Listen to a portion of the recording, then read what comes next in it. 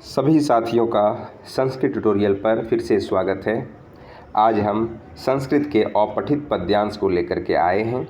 इससे पहले एक महत्वपूर्ण बात, साथियों, आप में से कुछ लोगों का कहना है कि लैंग्वेज 1 का कराइए, कुछ का कहना है लैंग्वेज 2 का कराइए। तो मैं आपको बता दूं कि अगर आप संस्कृत भाषा की तैयारी सीटेट के लिए कर रहे हैं तो आपको इस तरह से तैयारी नहीं करनी है कि लैंग्वेज 1 है कि लैंग्वेज 2 है। आपको दोनों प्रकार के प्रश्न पत्रों की तैयारी करनी चाहिए, ठीक है। सभी प्रकार के प्रश्नों को पढ़ना चाहिए, सभी प्रकार के गद्यांश को पढ़ना चाहिए, पद्यांश को पढ़ना चाहिए और सभी प्रकार के प्रश्नों का अभ्यास करना चाहिए। तब जा कर के आपकी तैयारी पुख्ता हो पाएगी, ठीक है। इसलिए जो भी वीडियो अपलोड किया जा रहा है, बिना यह ध्यान दिए कि यह लैंग्वेज 1 का है कि लैंग्वेज 2 का है। मैं लैंग्वेज 1 और 2 इसलिए बता देता हूँ कि आपको समझने में आसानी हो कि यह प्रश्न पत्र, यह जो प्रश्न है, इसका जो लेवल है वह किस प्रकार के प्रश्नों का लेवल है, लैंग्वेज 1 का है कि लैंग्वेज 2, जानकारी रखने के लिए। और आपको कितनी तैयारी करनी है, आप कितना अच्छे से प्रश्न पत्र को हल कर पा रहे हैं, कितना अच्छे से पैसेज को समझ पा रहे हैं, अपना आकलन आप खुद लगाइए और उस तरह से आप तैयारी कीजिए, ठीक है।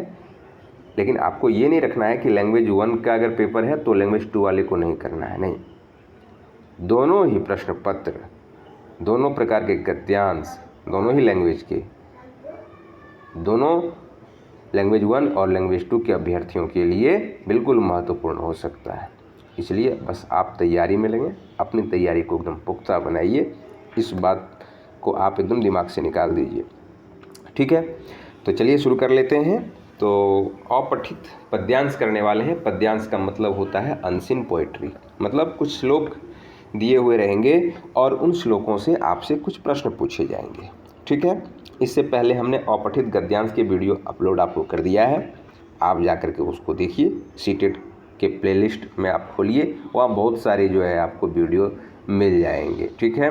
कुछ वीडियो तो आंसर की के रूप में मिलेगा, मतलब पिछला जो सीटेट दिसंबर 2021 में हुआ था, उसका जो रिज़ल्ट जब आया था, रिज़ल्ट आने से पहले एग्ज़ाम जब हुआ था, उसी वक्त मैंने उसका आंसर की, बहुत सटीक आंसर की बताया था। और पिछले वर्ष अगर आप सीटेट आप में से किसी ने दिया हो तो आपको इस बात का अंदाज़ा भी होगा, ठीक है। तो आइए हम श्लोक वाचन करते हैं, उसके अर्थ को समझेंगे और फिर प्रश्नों पर ध्यान देंगे। विकृतिं नैव गच्छन्ति संगदोषेन साधवः, आवेष्टितं महासर्पैः चंदनं न विषायते। तो वाचन करिए। जो संस्कृत वाले हैं वे तो वाचन कर पा रहे होंगे, लेकिन जो संस्कृत वाले नहीं हैं वो हमारे साथ वाचन कर सकते हैं और वाचन करना भी बहुत आवश्यक होता है। और यह जो श्लोक आप देख रहे हैं यह अनुष्टुप छंद में है। जो लोग लैंग्वेज 1 पेपर जो है लैंग्वेज 1 के लिए अगर आप जा रहे हैं और पेपर 2 में, तो हो सकता है वहाँ श्लोक का जो है आपसे छंद भी पूछा जा सकता है कि कौन से छंद में श्लोक है, इसलिए मैं श्लोक का छंद भी बता रहा हूँ, ठीक है। तो ये अनुष्टुप छंद में है। अब इसके अर्थ पर ध्यान दे दीजिए एक बार कि विकृतिम नैव गच्छन्ति संग दोषेन साधव। इसका अर्थ हुआ कि जो सज्जन लोग होते हैं, साधु मतलब सज्जन, साधव मतलब सज्जना, जो सज्जन लोग होते हैं, अच्छे लोग होते हैं, वे संग दोष के कारण, मतलब विसंगति में, कुसंगति में रहकर भी जो है अपने गुणों को नहीं छोड़ते। विकृतिम मतलब उनमें किसी प्रकार की कोई विकृति, कोई दुर्गुण व्याप्त नहीं होता। बात समझ। विकृतिम नैव गच्छन्ति मतलब किसी प्रकार के दोष को वो प्राप्त नहीं करते, जो सज्जन पुरुष होते हैं। ठीक वैसे ही जैसे आवेष्टितम महासर्पे चंदनम न विषायते, महान भयंकर विषैले सर्पों की संगति में रहकर भी चंदन जो है, चंदन का जो वृक्ष है, वह अपने गुणों को अर्थात अपनी शीतलता को नहीं छोड़ता, वह विष को व्याप्त नहीं करता, जबकि दिन रात उसमें जो है एक से एक भयंकर और विषैले सर्प उस पेड़ से, उसकी जो है टहनियों से, उसकी लकड़ियों से लिपटे हुए रहते हैं। लेकिन चंदन अपनी खासियत नहीं छोड़ता, वैसे ही चंदन की तरह ही सज्जन लोग जो होते हैं वह दुर्जनों के संसर्ग में रहने के बाद भी अपने गुणों को नहीं छोड़ते, अपने स्वभाव को नहीं छोड़ते। ठीक है, आइए अब अगले श्लोक को देख लेते हैं। मनस्येकं वचस्येकं कर्मण्येकं महात्मनां, मनस्यन्यत् वचस्यन्यत् कर्मण्यन्यत् दुरात्मनां। अब क्या है कि मनसी एकम वचसी एकम कर्मणि एकम महात्मनाम। जो महात्मा लोग हैं, महात्मा लोगों के मन में जो है, जो मन में, वाणी में और कर्म में एक रूपता दिखाई पड़ती है। जो महान लोग होते हैं, जो सज्जन लोग होते हैं, श्रेष्ठ जो लोग होते हैं, ऐसे लोगों के मन में, वाणी में और कर्म में किसी प्रकार का कोई अंतर जो है आपको नहीं मिलता है। वे मन से, कर्म से, वाणी से, सभी से एक होते हैं, एक समान होते हैं। जो उनके मन में होता है वही उनके वाणी में होती है और वही उनके कर्म में भी होता है। ठीक उसी प्रकार अब देखिए, जो दुर्जन लोग होते हैं उनमें क्या होता है, लेकिन जो दुर्जन लोग होते हैं वे, उनके मन में कुछ और होता है, उनकी वाणी में कुछ और होता है। मनसी अन्यत वचसी अन्यत कर्मणि अन्यत। उनके मन में कुछ और होता है, उनकी वाणी में कुछ और होता है और उनके कर्म में कुछ और होता है। वे मन में कुछ और रखते हैं, बोलते कुछ और हैं और करते तो बिल्कुल कुछ और हैं। तो ये दुर्जनों की निशानी है। आशा है कि आपको श्लोक का अर्थ भी समझ में आ रहा होगा। चिंतनीया विपदायात आवेव प्रतिक्रिया, न कूपखननम युक्तम प्रदीप्ते वह्निना गृहे। अब देखिए, इस श्लोक का क्या मतलब है कि चिंतनीया विपदायात आवेव प्रतिक्रिया, मतलब विपदा के आने से पहले ही उसके उपाय हमें सोच लेने चाहिए। इसी में समझदारी है। कोई भविष्य में कोई मुसीबत आए, भविष्य के आने वाले भविष्य में मुसीबतों से हमें पहले ही सावधान रहना चाहिए और उसके कहीं न कहीं उपाय भी सोच लेने चाहिए। यही बुद्धिमान लोगों की निशानी है, क्योंकि न कूप खननम युक्तम प्रदीप्ते वह्निना गृहे। क्योंकि घर में जब आग लगी हो उस समय कूप खननम न युक्तम, उस समय कुआं खोदना तो किसी भी प्रकार से उचित नहीं है। ठीक है, इसलिए जो बुद्धिमान लोग होते हैं, समझदार लोग होते हैं, वह भविष्य में आने वाले मुसीबतों के लिए पहले से तैयार और सतर्क रहते हैं। ठीक है, जैसे आप लोग हैं, सीटेट की परीक्षा अभी नोटिफिकेशन भी नहीं आया है, परीक्षा दिसंबर में होगी ऐसी उम्मीद हम लोग लिए हुए हैं, होगी। लेकिन यह बात तब पुख्ता होगा जब नोटिफिकेशन आ जाएगा। लेकिन आप बुद्धिमान हैं कि आप नोटिफिकेशन के आने से पूर्व ही, मतलब परीक्षा जब होगी तब होगी, लेकिन अपनी तैयारी में आप लगे हुए हैं। तो यही सही है, ऐसा ही होना चाहिए। परीक्षा जब होना होगा होगा ही, ठीक है, लेकिन तैयारी को हम अपना पुख्ता रखें। आइए अगले श्लोक को देखते हैं। सेवितव्यो महावृक्ष फल छाया समन्वितः, यदि देवात् फलम नास्ति छाया केन निवार्यते। कहने का मतलब है कि हमें महान वृक्षों की सेवा करनी चाहिए जो फल छाया से भरे हों। फल छाया समन्वितः, फल छाया समन्वितः मतलब फल छाया से अन्वित, अन्वित मतलब भरा हुआ, जो फल छाया से युक्त हैं। ऐसे महान मतलब विशाल वृक्षों, बड़े वृक्षों की सेवा करनी चाहिए, ऐसे वृक्षों को लगाना चाहिए। महान वृक्षों मतलब ऐसे महान लोगों के संसर्ग में रहना चाहिए, क्योंकि यदि देवात् फलम नास्ति, यदि भाग्यवश, देव, देव मतलब भाग्य, देव का मतलब समझिए भाग्य होता है। यदि देवात् फलम नास्ति, यदि भाग्यवश किसी वर्ष उसमें फल ना भी आए तो उसकी छाया से हमें कोई नहीं रोक सकता, मतलब उसकी छाया प्राप्त करने से हमें कोई भी रोक नहीं सकता। फल नहीं मिलेगा तो छाया से काम चलाएंगे, छाया तो मिलेगा, लकड़ियाँ तो उससे मिलेंगी।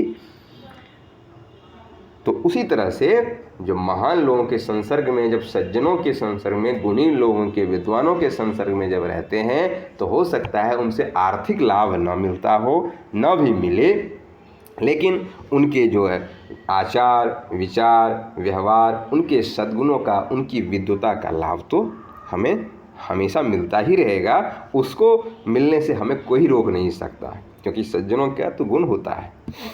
ठीक है, तो आप समझ गए होंगे इसका अर्थ। आइए अगला श्लोक देख लेते हैं। सर्प दुर्जनयोर मध्ये वरम सर्पो न दुर्जनम सर्पो दशति कालेन दुर्जनस्तु पदे पदे। इस श्लोक का अर्थ है कि सर्प और दुर्जनों के बीच, सर्प दुर्जनयोर मध्य, मतलब सर्प और दुर्जन में वरम सर्पो न दुर्जन, सांप कहीं ज़्यादा अच्छा है दुर्जन के मुकाबले। वैसे अच्छा तो दोनों में से कोई नहीं है, लेकिन दोनों का अगर मुकाबला आपस में किया जाए तो सांप कहीं ज़्यादा अच्छा है वो दुर्जन से। क्यों? क्योंकि सर्पो दशति कालेन, सर्प जो है आपको समय आने पर कभी कभी दुर्भाग्यवश अगर आप दोनों का सामना कभी कभी दुर्योगवश हो जाए, दुर्योगवश उसके पूंछ पर, उसके शरीर पर अगर पैर पड़ जाए तो हो सकता है वह डस ले, अन्यथा वो नहीं डसता। लेकिन जो दुर्जन लोग होते हैं वह कब कहाँ डस ले कह नहीं सकते, वह तो आपको पग पग पर जो है वह डस लेता है। उससे तो खतरा पग पग पर बना रहता है। इसलिए दुर्जनों की संगति नहीं करनी चाहिए। दुर्जनों से जितना दूर रहें उतना बेहतर है। ठीक है, आइए अगले श्लोक को देखते हैं। यस्मिन् देशे न सम्मानो न प्रीतिर्न च बांधवा न च विद्यागमः कश्चित् न तत्र दिवसं वसेत्। इसका अर्थ यह हुआ कि यस्मिन् देशे, मतलब जिस देश में न सम्मान है, न प्रेम है, न कोई बंधु बांधव हैं, न च विद्यागमः, न ही विद्या का आगमन का कोई साधन है, कश्चित् न तत्र दिवसं वसेत्, वहाँ एक दिन भी नहीं रुकना चाहिए, एक दिन भी निवास नहीं करना चाहिए।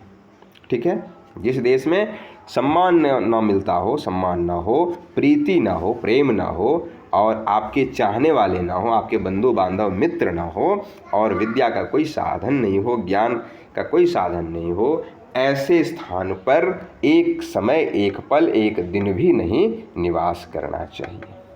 ठीक है साथियों, कश्चित मतलब कोई, विद्या आगमन का कोई साधन नहीं है, वहाँ नहीं रुकना चाहिए।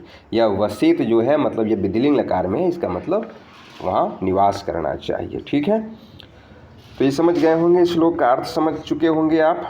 अब हम इनके प्रश्नों को देख लेते हैं कि कैसे प्रश्न इसमें पूछे गए हैं। ठीक है, तो अब क्वेश्चन नंबर 100 देखिए क्या है। केशाम मनसी वचसी कर्मणि च ऐक्यम भवति, अर्थात किन के मन में, वाणी में और कर्म में एकता होती है।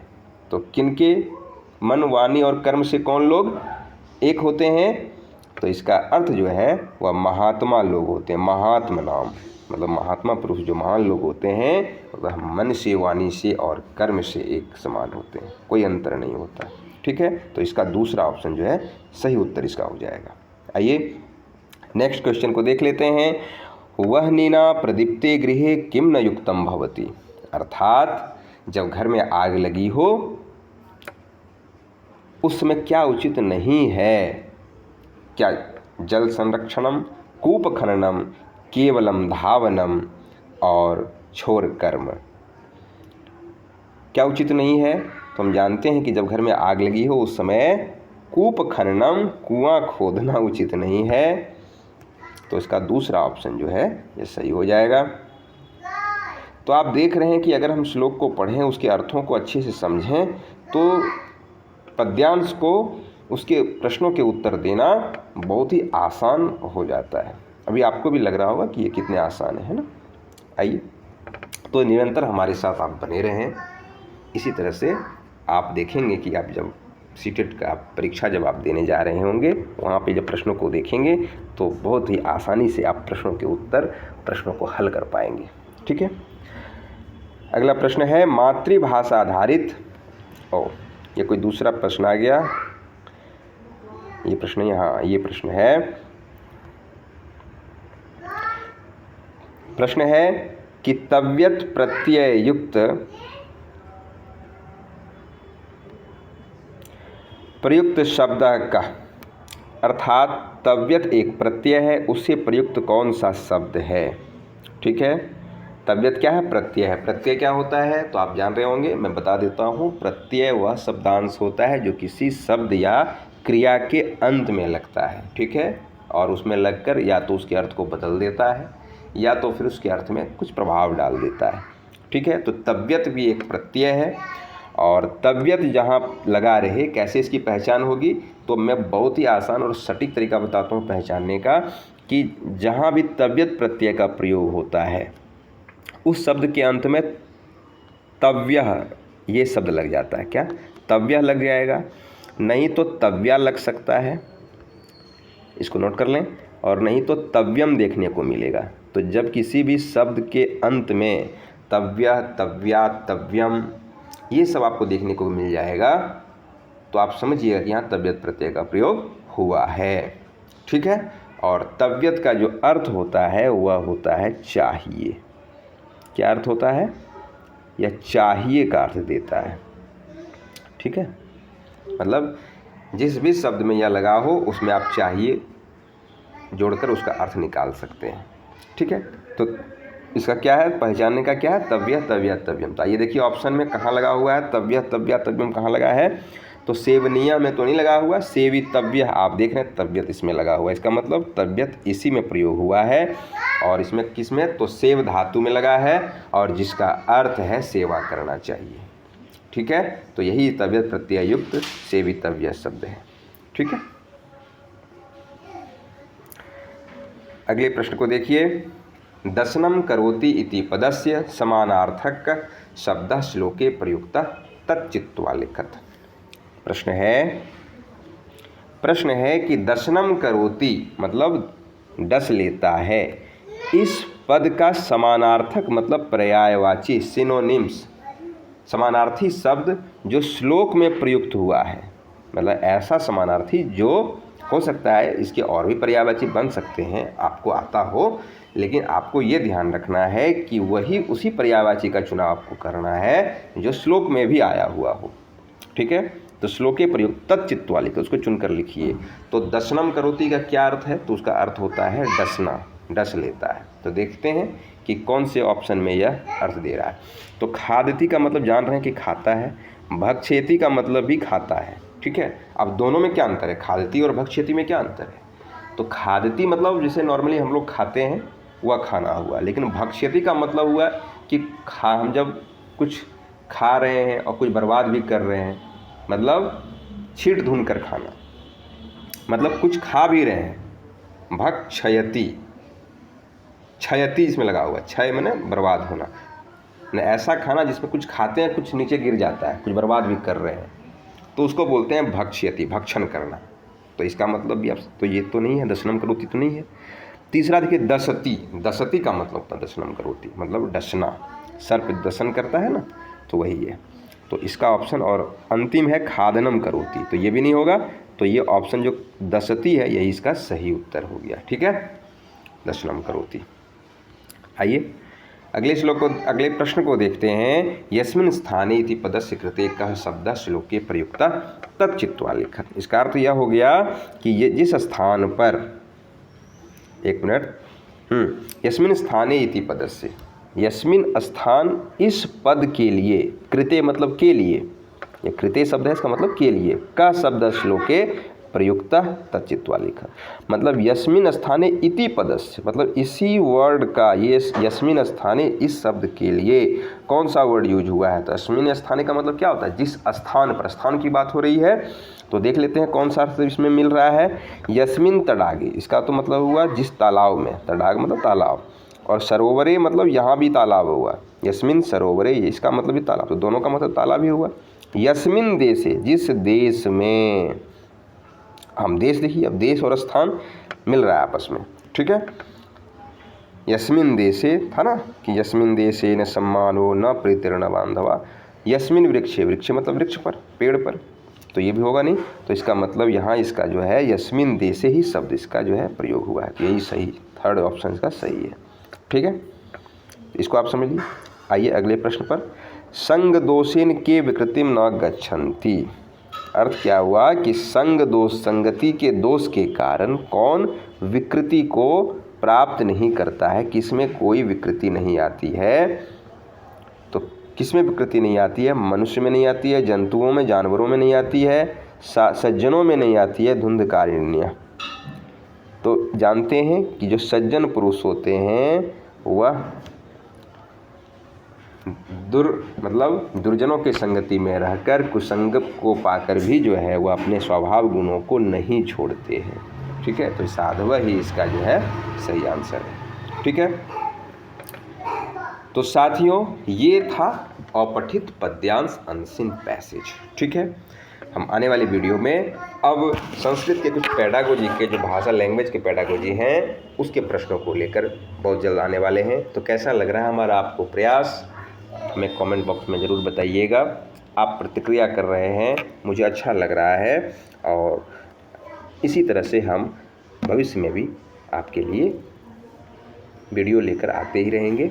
तो साथियों मिलते हैं अगले वीडियो में। चैनल को आप सब्सक्राइब कीजिए, वीडियो को शेयर कीजिए, अधिक से अधिक शेयर कीजिए, लाइक कीजिए, और बस अपना स्नेह और सहयोग बनाए रखिए। तब तक के लिए नमः संस्कृताय।